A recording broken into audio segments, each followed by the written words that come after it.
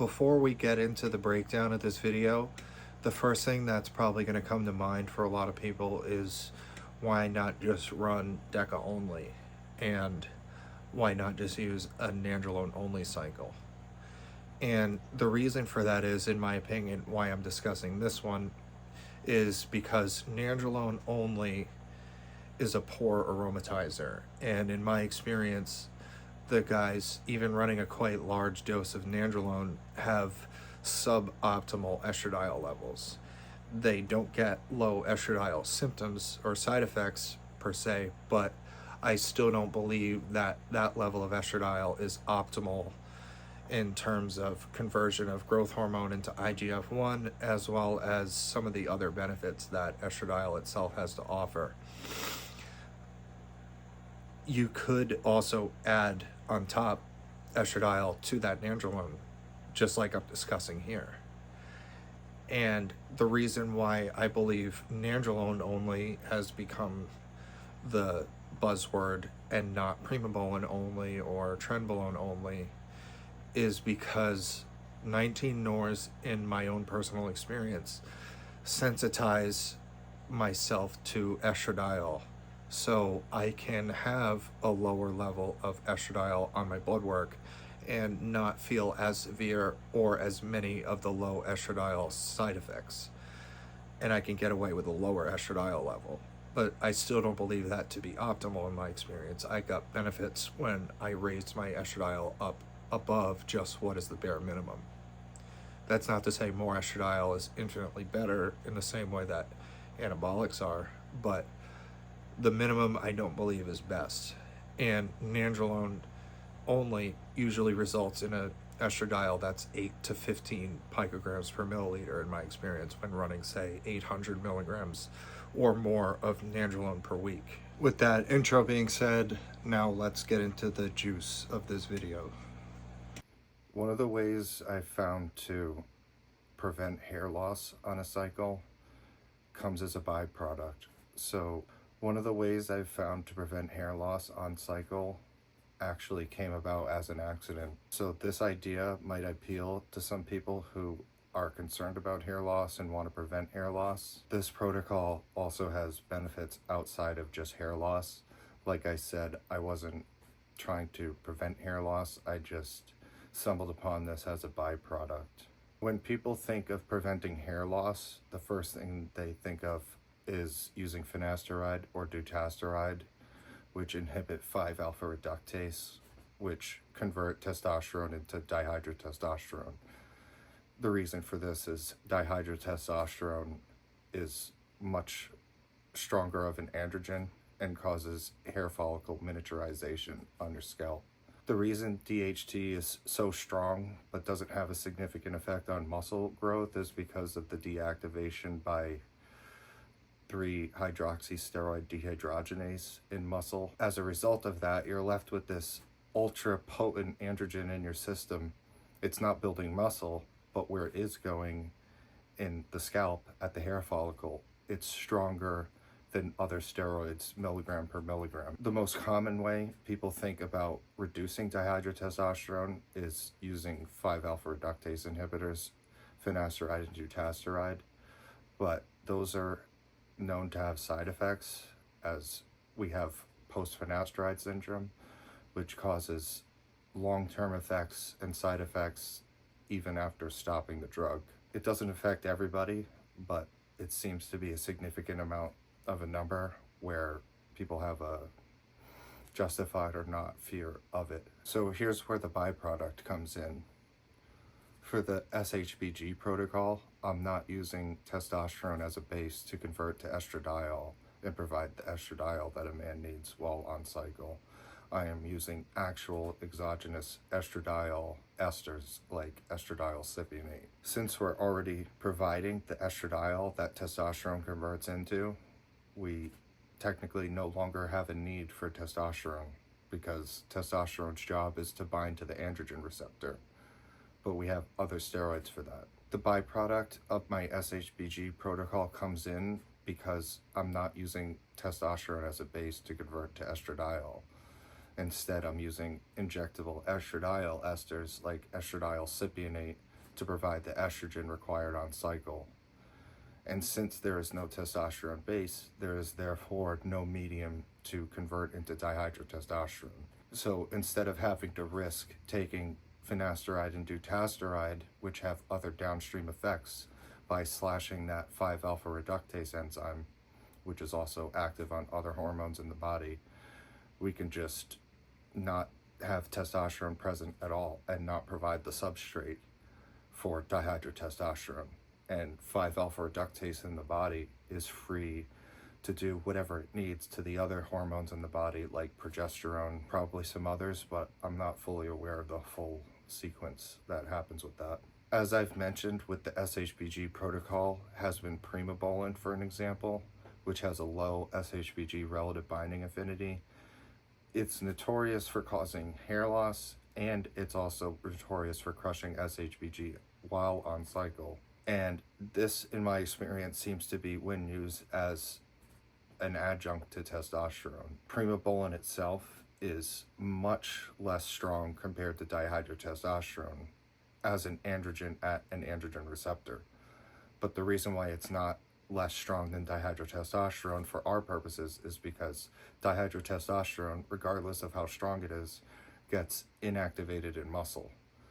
So we're left with a net stronger androgenic effect in the muscle where we want it. At the time, as I'm recording this, I don't believe it's primo necessarily that's causing the hair loss and the male pattern baldness.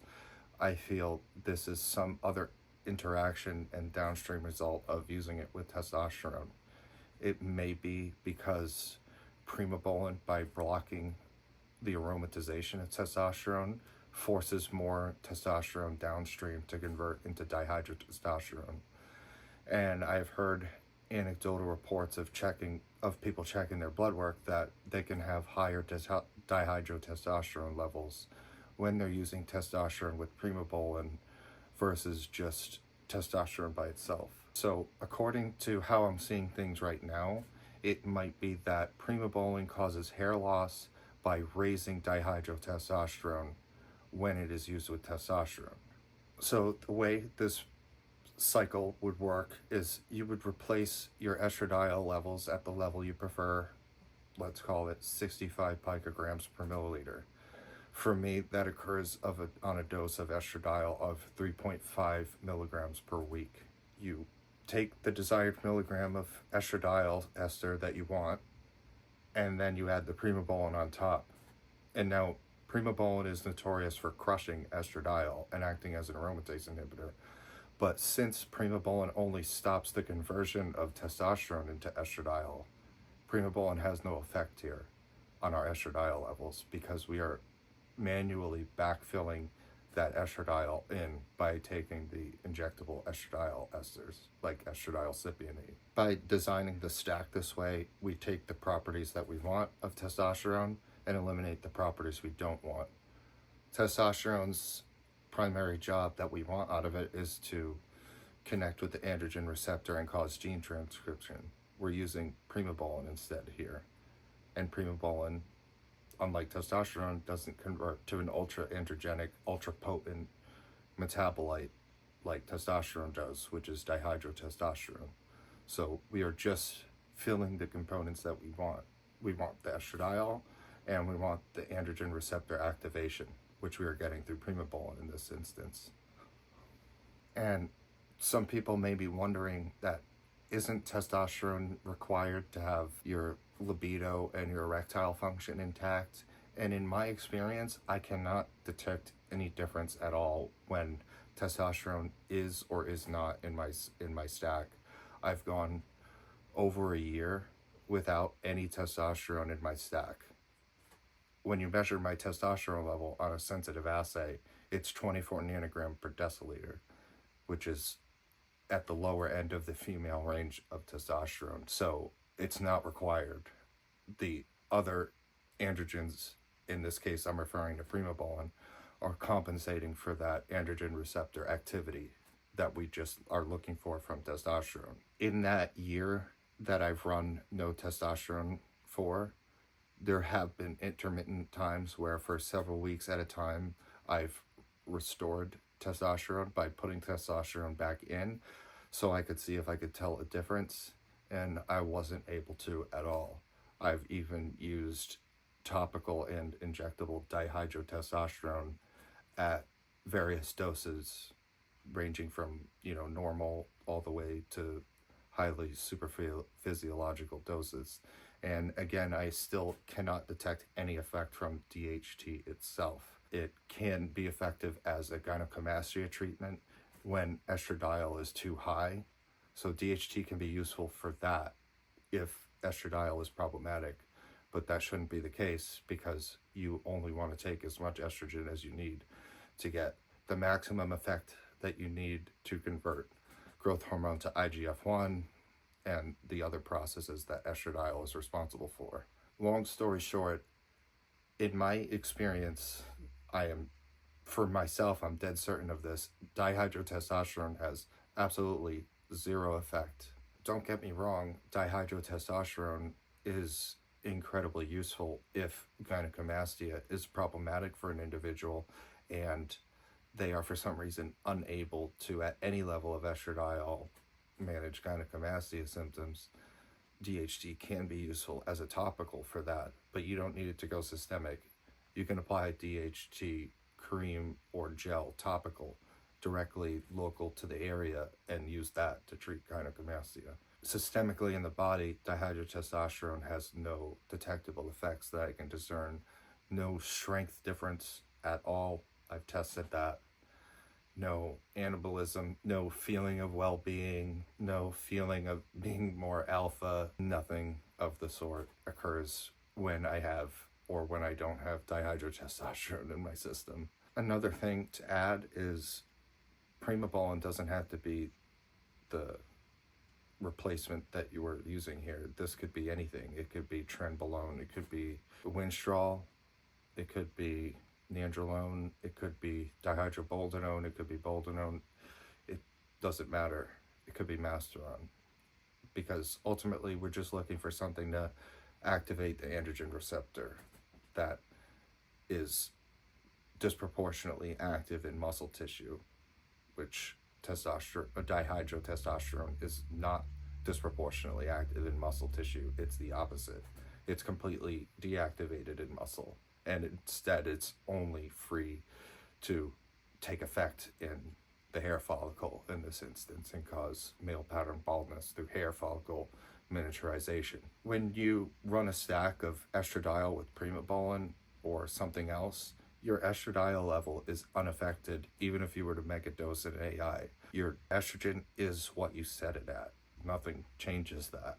And then you just scale the dosage upward of the anabolic of your choice as you need to progress more or need more anabolism or muscle preservation when in a calorie deficit, whatever your specific needs are in that unique situation. But there is none of this balancing testosterone to estrogenicity in the body and hoping that the ratio comes out okay.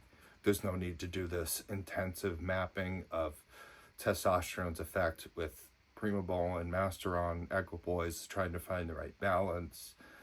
Your estradiol just is whatever you set it by whatever milligram of estradiol ester you take that you inject. That's it. For me, my personal multiplier is 1 milligram per week of estradiol equates to 20 point something picogram per milliliter estradiol on my blood work.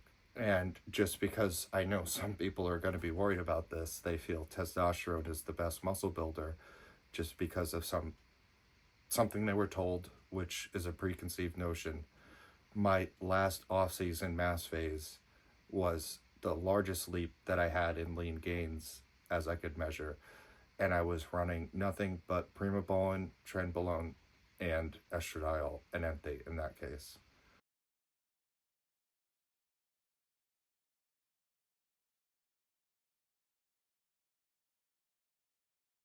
On that stack, I increased my weight from a previous 203 pounds of high to 241 pounds in between the months of January and May of 2024. And just as an aside, I can include pictures here to show what my hairline and my hair quality looked like before I ever touched any type of steroid and compare it to what it looks like now.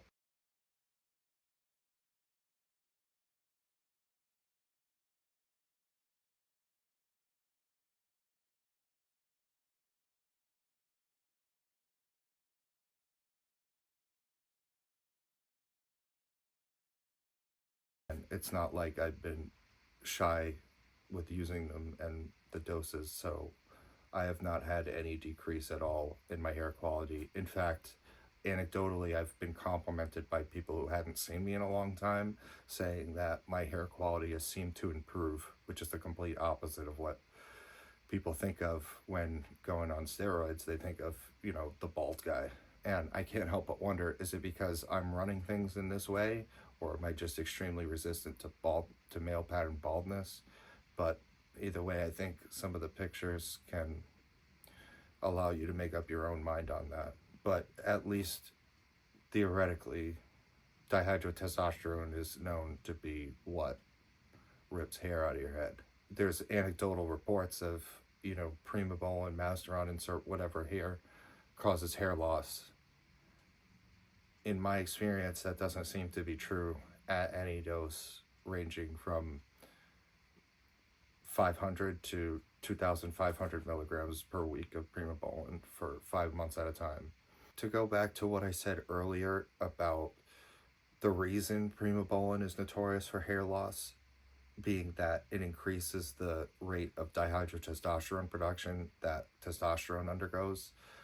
I have heard in one of Dr. Todd Lee's videos, he's mentioned that same thing, I believe, that when he added Primobolan, that his dihydrotestosterone level reached a level that it could not have otherwise been at when he just increased his dosage of testosterone only by itself. Of course, I would like to replicate these results in myself before I can say for certain that's what's happening. And I'm not one to overly enjoy expressing speculation as to exactly how something works when I don't know, but this is how it would work. If you're blocking testosterone from converting to estradiol with Primobolan, you're blocking this one avenue and forcing testosterone to go down another avenue, which would be the one of 5-alpha reductase into dihydrotestosterone, which could be what explains why Primobolan is associated with causing hair loss. It's the raise in DHT levels, not the Primobolan itself. Just to do a recap, here's how this hair loss prevention stack would work. You would take 1 milligram of estradiol cypionate per 20 picograms of milliliter that you want on your blood work. Let's just say you want 40 picograms per milliliter on your blood work. You would take 2 milligrams of estradiol cypionate per week, divide that over however frequently you want to inject. I recommend daily or every other day. Add the dose of Primobolan that you want for the total milligrams of anabolics that you wish to be using at that time. Just use Primo for that.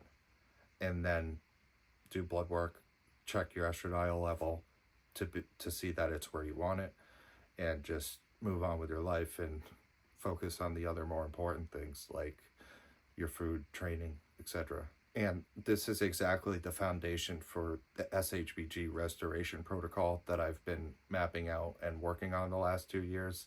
This just so happens to be a not unpleasant byproduct as a result of that. You're eliminating DHT from the body, which I found has no effect whatsoever. It's not detectable. When I add testosterone back, I cannot detect any difference. You're just getting rid of the dihydrotestosterone, the part that you don't want or need, and not risking having permanent long-term severe side effects of post-Finasteride syndrome that do not go away after discontinuing those drugs, because 5-alpha reductase is needed for other processes in the body, not just converting testosterone to dihydrotestosterone. And that was just a very basic cycle outline that I laid out there. If you're doing this in a contest prep situation, use whatever specific DHT derivative orals that you wish, to get the desired effect and a cosmetic appearance on stage. As whatever agrees with your body. It doesn't have to be just primo, in other words. Like, you can take anything else on top of it that doesn't convert to dihydrotestosterone. So to sum it up, keep your hair. Don't have DHT in your system unnecessarily. Cut out the substrate, cut out the testosterone, replace the estradiol, and just take the parts you need and replace that with an anabolic like primobolan. Preservation